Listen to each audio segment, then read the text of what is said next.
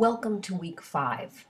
This is a very important week because this week you will be preparing or finishing the preparation of your very important assignment, comparison between schools. Remember, I'll also be available online April 8th at 8 p.m. for a chat to discuss this information in further detail. So now, let's begin by clicking on course content, which I've already done, and gone down to week 5. We're going to start by looking at the overview.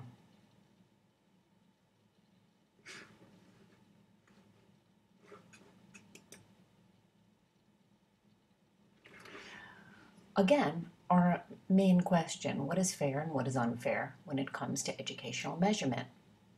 How does a teacher align his or her own assessments with state standards, and how can we explain this to parents so they can understand? What types of students' performance data are most useful to guide instruction as opposed to just those measurements that are taken at the end of the year? So we look at a few areas of emphasis on taking written tests and our informal observations and questions. You should be reading in your Osterhof textbook chapters 11 and 12, as well as, of course, posting to the discussion area and being ready for our online chat.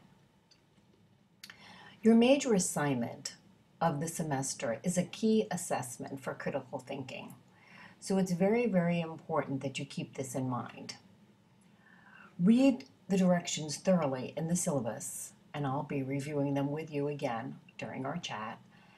And then you're going to have to go to your state's website and locate the average reading scores for grades 3, 4, and 5. You'll identify 3 schools: urban, suburban, and rural. And be sure that you are able to record this data. So we've given you a little organizer chart to see if that will help you in doing this.